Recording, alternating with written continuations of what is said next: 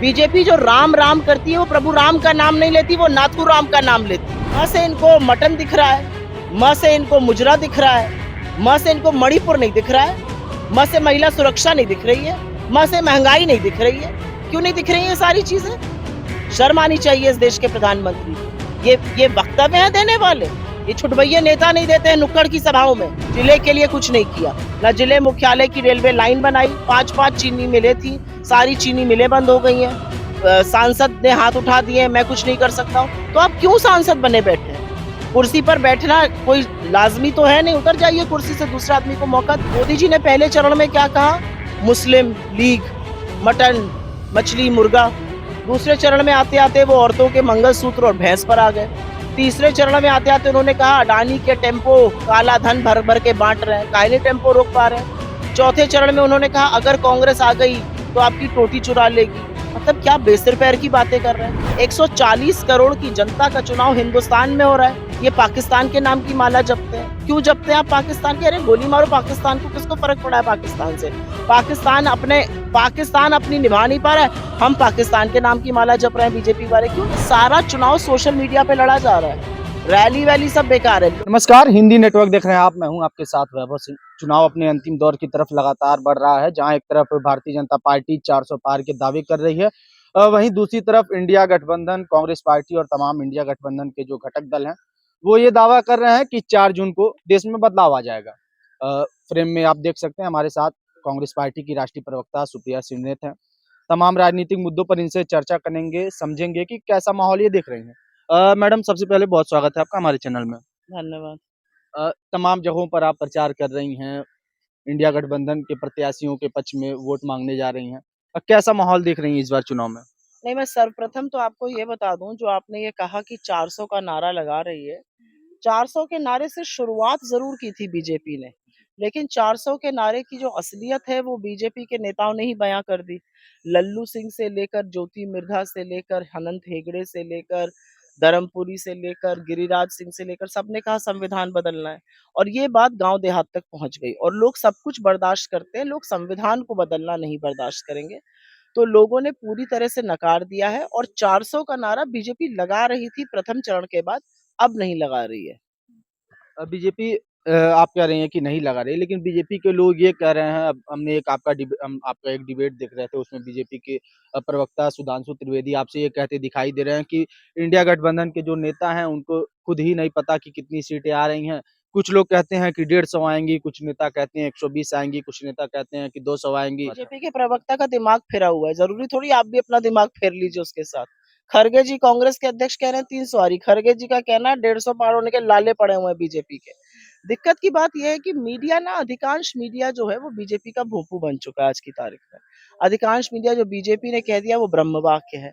अधिकांश मीडिया आज देश के प्रधानमंत्री से ये नहीं पूछता है कि 10 साल सत्ता में रहने के बाद जब चुनाव का माहौल आया, जब चुनाव के मुहाने पर हम आए, तो आप मुजरा बोल रहे हैं, आप मंगलसूत्र की बात कर रहे हैं। इस देश का प्रधानमंत्री इतना गलीच, इतना गिर चुका है, उस पर सवाल नहीं पूछेंगे इन्होंने क्या कह दिया, उन्होंने क्या कह दिया। अरे आप लोग भी तो अपनी बुद्धि, अपना विवेक थोड़ा लगाइए, देखिए कि देश में क्या हो रहा है। देश में 45 साल में सबसे ज्यादा बेरोजगारी है। देश में महंगाई का ये आलम है कि आटा, दही, पढ़ाई, दवाई पर जीएसटी लगा हुआ है। देश में गरीब और गरीब हुआ है, अमीर और अमीर हुआ है। एक आदमी 1600 करोड़ रुपए दिन के कमा रहा है, किसान 27 रुपए दिन के कमा रहा है। देश में आलम यह है कि महिलाओं की असुरक्षा जितनी पिछले 10 साल में हुई उतनी कभी नहीं हुई है। इन मुद्दों पर मोदी जी क्यों नहीं बोल रहे हैं? कुछ सोचकर जनता ने उनको चुना था ना, और बहुत प्रचंड बहुमत से चुना था। आज जब चुनाव आया है तो मोदी जी इन शब्दों पर बिल्कुल जैसे शून्य है, सुई टपक सन्नाटा बना हुआ है। क्यों भाई? आज वो अपने आप को ईश्वर का अवतार बताए दे रहे हैं, परमात्मा ने मुझे भेजा है। परमात्मा ने आपको क्या करने भेजा है? युवाओं को बेरोजगार रखने के लिए, गरीब को और गरीब बनाने के लिए, महंगाई बढ़ाने के लिए, किसानों को बदहाल करने के लिए, किसानों पर लाठी चलवाने के लिए, क्या करने के लिए आपको परमात्मा ने भेजा है? तो दिक्कत की बात ये है कि इधर-उधर की बातें जो लोग करते हैं वो ये नहीं मानते हैं कि बीजेपी का वक़्त उठ चुका है। और आपकी उस बात का भी मैं जवाब दे देती हूँ, 150, 120, 180, 200 के नीचे ही है ना आप। तो क्या इधर-उधर की बातें कर रहे हैं?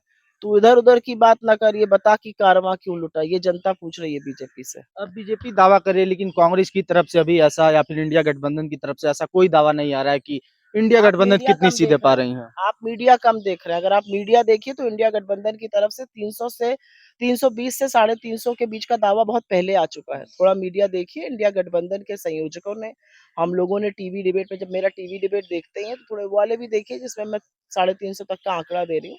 हम लोगों ने ऑलरेडी बोला हुआ है। जहाँ हम जा रहे हैं वहाँ लहर है। अभी बांसगांव में बगल में मैं रैली में थी अखिलेश जी और राहुल जी के साथ। वो जो जनता है वो 300 रुपल्ली दिहाड़ी पर आई हुई जनता नहीं है। क्या उत्साह है जनता में। जनता बल्लियां तोड़कर अपने नेताओं के पास आ रही है। अभी आप लोग चुनाव का आकलन नहीं कर रहे हैं। अ, जनता बल्लियां तोड़कर आ रही है तमाम जगहों पर। हम भी देख रहे हैं कि जहां अखिलेश यादव और राहुल गांधी एक साथ जा रहे हैं, वहां भीड़ बेकाबू हो जा रही है इन नेताओं को देखने के लिए। ये लेकिन भीड़ नहीं है, ये जनता है। एक दिनकर जी ने लिखा था, सिंहासन खाली करो कि जनता आती है। वो होता हुआ दिख रहा है सामने सामने। बीजेपी जनता को भीड़ समझने की भूल मोदी जी ने करी। जनता को प्रजा बनाने की भूल मोदी जी ने करी। और वही जनता जवाब मांग रही है। जनता कोई गाजर मूली थोड़ी कि आप जो कहिएगा जनता से जनता मांग जाएगी। 10 साल आपको दे दिया। आपने क्या किया 10 साल में जनता के लिए। महाराजगंज में क्या हुआ 10 साल में। लोगों के घर जरूर अव्वल तोड़ दिए गए अतिक्रमण के नाम पर। क्या हुआ महाराजगंज में। 10 साल आपने प्रचंड बहुमत की सरकार दी, डबल इंजन की सरकार थी। 6 6 बार आपने सांसद बना दिया यहाँ पर। 7वीं बार वो मांग रहे हैं आपसे चुनाव के लिए। कहाँ है रेलवे लाइन। हर्षवर्धन जी ने उसको पारित कराया था। आज से 10 साल पहले कराया था। कहाँ है वो रेलवे लाइन। क्यों उस पर चर्चा नहीं होती है। क्यों बार बार बाढ़ आती है महाराजगंज में। क्यों निचलौल और नौतनवा की कितनी ही जगह जलमग्न हो जाती है। उस पर कोई चर्चा नहीं है। इधर उधर की बातें। जनता बहुत जागरूक है। जनता सबको सबक सिखाती है। हमें भी सिखाया था 14 में। और इनको तो बहुत बड़ा सबक सिखाएगी 24 में। महाराजगंज की आपने बात छेड़ दी है, चूंकि आप भी महाराजगंज संसदीय क्षेत्र की बेटी हैं। लेकिन कांग्रेस पार्टी के जो तमाम कार्यकर्ता हैं, तमाम चाहे वो जिले स्तर के नेता, कई ऐसे नेता हों या जो शहर के नेता जो शहर की राजनीति करते हैं, आपके प्रत्याशी के ही तमाम समर्थक आए दिन बड़ी संख्या में जो है भाजपा में शामिल हो रहे हैं। तो क्या इन इन चीजों से भाजपा को मजबूती मिल रही है? जनता इधर खड़ी है। इधर उधर इक्के दुक्के नेता कहीं चले जा रहे हैं उससे क्या फर्क पड़ता है। जनता कहाँ जा रही है। देखने वाली बात यह है। जनता किसको सुनना चाह रही है। जनता किसका समर्थन कर रही है। जनता किसको जताना चाह रही है। जनता ने किसके लिए मन बना लिया है। छुटभइये नेता इधर उधर जाएं उस पर मैं क्यों वक्तव्य दूं। राष्ट्रीय स्तर पर या यहाँ पर क्या फर्क पड़ता है कोई कहाँ जा रहा है। कोई जनता का सौदागर नहीं है।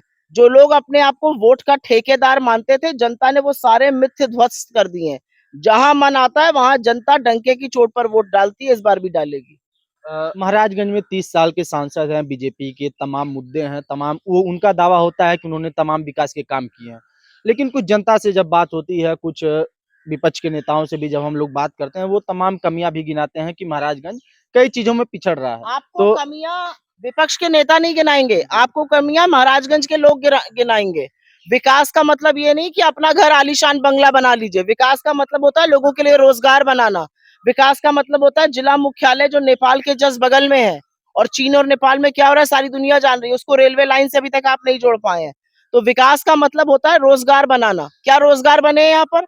30 साल आप सांसद रहे यहाँ के। दुर्भाग्य है इस बात का कि आप 30 साल जनता ने आपको चुना। और जनता ने आपको चुना। आपको अपने विवेक से चुना।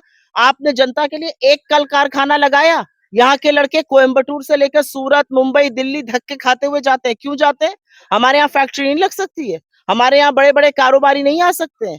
क्यों नहीं आ सकते। क्योंकि हमारा सांसद अकर्मण्य है। हमारा सांसद ने इस जिले के लिए कुछ नहीं किया। न जिले मुख्यालय की रेलवे लाइन बनाई। 5 5 चीनी मिलें थी। सारी चीनी मिलें बंद हो गई हैं।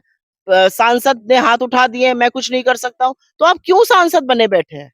कुर्सी पर बैठना कोई लाजमी तो है नहीं। उतर जाइए कुर्सी से दूसरे आदमी को मौका दीजिए।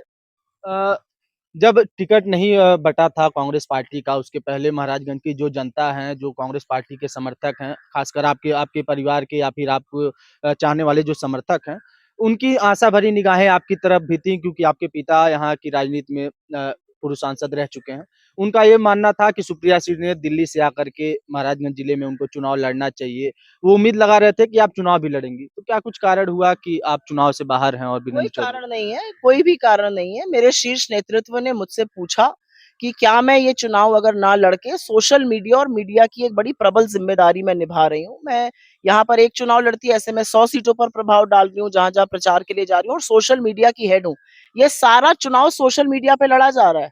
रैली-वैली सब बेकार है। लोगों के पास इन्फॉर्मेशन, लोगों के पास वक्तव्य, लोगों के पास राहुल जी की बातें, हमारी गारंटी सब कुछ सोशल मीडिया के माध्यम से पहुंच रहा है। तो सोशल मीडिया और डिजिटल की हेड होने के नाते मेरे शीर्ष नेतृत्व ने मुझसे पूछा कि क्या मैं ऐसा कर सकती हूँ कि मैं चुनाव ना लड़ूं। मेरे सामने पसोपेश था क्योंकि ये मेरी कर्मभूमि है, मेरी जन्मभूमि है, मेरे पिता की कर्मभूमि रही है। तो मैंने बहुत सोचा और फिर मुझे लगा कि एक बड़े यज्ञ में अगर छोटा-सा त्याग देना पड़े तो ऐसा करना चाहिए और ऐसा करने के बाद मैंने ही वीरेंद्र चौधरी जी का नाम सुझाया और उस पर सहमति बनी। योगी आदित्यनाथ उत्तर प्रदेश के मुख्यमंत्री हैं, उनकी तमाम सभाओं को हम लोग देख रहे हैं, बीते दिनों महाराजगंज में भी वो आए थे। अन्य जगहों पर भी वो सभा कर रहे हैं, तो एक खास बात ये है कि योगी आदित्यनाथ इस चुनाव में खास करके पाकिस्तान, मुसलमान, टोपी, मंदिर, मस्जिद इन सब चीज़ों का, इन सब शब्दों का प्रयोग कुछ ज़्यादा ही कर रहे हैं। आप कैसे देखती हैं इन चीज़ों को? तो बीजेपी का कौन-सा नेता रोज़गार की बात करता है? बीजेपी का कौन-सा नेता महँगाई की बात करता है? बीजेपी का कौन-सा नेता आर्थिक असमानता की बात करता है, गरीबों की बात करता है, किसानों की बात करता है, मज़दूरों की बात करता है, हाशिए पर पड़े हुए लोगों की बात करता है? कौन नेता कहता है कि पिछड़े, दलित, आदिवासी, गरीब, सामान्य वर्ग को समृद्ध बनाना चाहिए? कौन नेता कहता है कि 10 साल में औरतों के खिलाफ जघन्य अपराध हुए हैं, वो बंद होने चाहिए? कहाँ पर मुद्दों की बात करते हैं बीजेपी के नेता? बीजेपी के नेता सतत बेकार की बात करते हैं, मुद्दों से भटकाने की, विषयांतर करने की बात करते हैं। चुनाव कहाँ हो रहा है?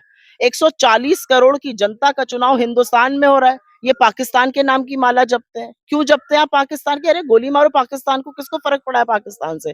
पाकिस्तान अपने पाकिस्तान अपनी निभा नहीं पा रहा है। हम पाकिस्तान के नाम की माला जप रहे हैं बीजेपी वाले। क्यों जपते हैं भाई? क्या मतलब है पाकिस्तान की बात करने का? मेरा अपना मानना है कि बीजेपी मुद्दों से विमुख है और ये सिर्फ योगी नहीं है, ये मोदी की भी राजनीति है। मोदी जी ने पहले चरण में क्या कहा? मुस्लिम लीग, मटन, मछली, मुर्गा। दूसरे चरण में आते-आते वो औरतों के मंगलसूत्र और भैंस पर आ गए। तीसरे चरण में आते-आते उन्होंने कहा अडानी के टेम्पो काला धन भर-भर के बाँट रहे हैं, काहे नहीं टेम्पो रोक पा रहे हैं। चौथे चरण में उन्होंने कहा अगर कांग्रेस आ गई तो आपकी टोटी चुरा लेगी। मतलब क्या बेसिर पैर की बातें कर रहे हैं। फिर 5वें चरण में उन्होंने अपने आप को एक स्वयंभू परमात्मा का दूत घोषित कर दिया। उन्होंने कहा मैं बायोलॉजिकल ही नहीं हूँ, मुझे परमात्मा ने भेजा है। परमात्मा ने आपको क्यों भेजा है? लोगों को गरीब बनाने के लिए, लोगों को बेरोजगार रखने के लिए, औरतों के साथ रेप कराने के लिए। क्या करने के लिए भेजा आपको परमात्मा ने? तो कहीं न कहीं नरेंद्र मोदी जी अपनी आगामी हार देख रहे हैं, इसीलिए जिस मानसिक और नैतिक दिवालियापन से वो बात कर रहे हैं, सारी पार्टी उसी में बात कर रही है। बीते 2 चुनाव में मोदी जी की लहर, नरेंद्र मोदी की लहर भी देखने को मिली है। इस चुनाव में उनके तमाम जो बयान हैं, तमाम बयान आपने गिनाए भी, वो चर्चा का विषय है। क्या इस चुनाव में कहीं मोदी की लहर दिख रही है और क्या आप ये इन सोच बयानों का सकते कुछ थे प्रभाव पड़ेगा? आप ये सोच सकते थे कि भारत की राजनीति में एक राजनेता मुजरा शब्द का प्रयोग करेगा। ये भारत का प्रधानमंत्री है और एक बार नहीं बार-बार आप मंच से मुजरा बोल रहे हैं। क्या मतलब होता है मुजरे का? किस विशेष वर्ग के खिलाफ है? आधी आबादी के खिलाफ इतनी सेक्सिस्ट, इतनी गंदी बात सिर्फ और सिर्फ वो व्यक्ति कर सकता है जो औरत को दोयम दर्जे का समझता है। कहाँ ले आए राजनीति को मोदी जी?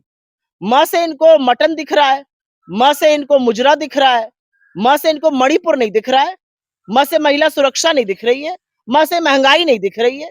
क्यों नहीं दिख रही है ये सारी चीजें? शर्म आनी चाहिए इस देश के प्रधानमंत्री को। ये वक्तव्य है देने वाले? ये छुटभइये नेता नहीं देते हैं नुक्कड़ की सभाओं में, जो देश का प्रधानमंत्री चुनावी मंच से दे रहा है। आप बीजेपी वालों से कैमरा बंद करके बात करिए, वो भी कहते हैं कुछ हिल गए हैं साहब। तो इस प्रकार के बयानों का कुल मिला-जुला कर नुकसान होगा बीजेपी को। आपको क्या लगता है? नहीं, आप बताइए। नहीं, आप पत्रकार हैं, आप जाते हैं, मैंने तो इतनी 4 बातें बोल दी, अब फिर से आप वही सवाल पूछ रहे हैं। आप तो जाते हैं, लोगों की सुनते हैं। टीवी जब ऑन होता है और देश का पंत प्रधान सामने से बोलता है मुजरा, औरतों को कैसा लगता है सुनकर? पूछिएगा घर पे जाके। उसका नुकसान होगा या फ़ायदा होगा, ये तो देश की जनता तय कर देगी 4 तारीख को। अ, राम मंदिर एक मुद्दा रहा है, बीजेपी लगातार कई सालों से राम मंदिर के मुद्दे पर राजनीति भी की है। इस चुनाव में क्या राम मंदिर का मुद्दा किसी प्रकार से बीजेपी को लाभ दे पाएगा? राम मंदिर का मुद्दा आस्था से जुड़ा मुद्दा है। राम मंदिर मुद्दा नहीं है। राम, प्रभु राम की मर्यादा इस देश की आत्मा में बसी है। प्रभु राम की मर्यादा पर इस देश की नींव, हमारी संस्कृति की नींव पड़ी है। बीजेपी राम की पुजारी नहीं है, बीजेपी राम की व्यापारी है। बीजेपी जो राम राम करती है वो प्रभु राम का नाम नहीं लेती, वो नाथू राम का नाम लेती है। और हम जिस राम की बात करते हैं वो करोड़ों हिंदुओं के आराध्य श्री राम की बात करते हैं। हमारा मानना है कि जितनी राम की बात होनी चाहिए उतनी उनके राम राज्य की भी बात होनी चाहिए, उतनी उस रामायण में लिखी सूक्ति की भी बात होनी चाहिए। दैहिक दैविक भौतिक तापा राम राज नहीं कहूं व्यापा। क्या कर रहे हैं आप देश में? दलितों को, वंचितों को, आदिवासियों को, पिछड़ों को, गरीबों को और गरीब बना रहे हैं। लड़कों को बेरोजगार रख रहे हैं। अग्निवीर जैसी योजना लाकर 24 साल के लड़के को रिटायर कर रहा है 73 साल का प्रधानमंत्री, और आपको लगता है कि आप राम की बात करेंगे? मेरा अपना मानना है आस्था, विश्वास, धर्म के जो मुद्दे होते हैं ये बड़े पवित्र और पावन चीजें होती हैं। इन पर व्यापार, इन पर राजनीति नहीं करनी चाहिए। और प्रभु राम ने इसका फल भी चखा दिया इन लोगों को। चलिए, हमसे बात करने के लिए धन्यवाद। तो ये थी हमारे साथ कांग्रेस पार्टी की राष्ट्रीय प्रवक्ता सुप्रिया श्रीनेत। देश के तमाम मुद्दों पर इन्होंने हमारे सभी सवालों का जवाब दिया। साथ ही साथ महाराजगंज की बेटी हैं, महाराजगंज से भी जुड़े हमने सवाल किए, उस पर भी इन्होंने बड़े बेबाकी से जवाब दिया। ऐसी तमाम अन्य खबरों के लिए हमारे साथ बने रहें और देखते रहें हिंदी नेटवर्क। धन्यवाद।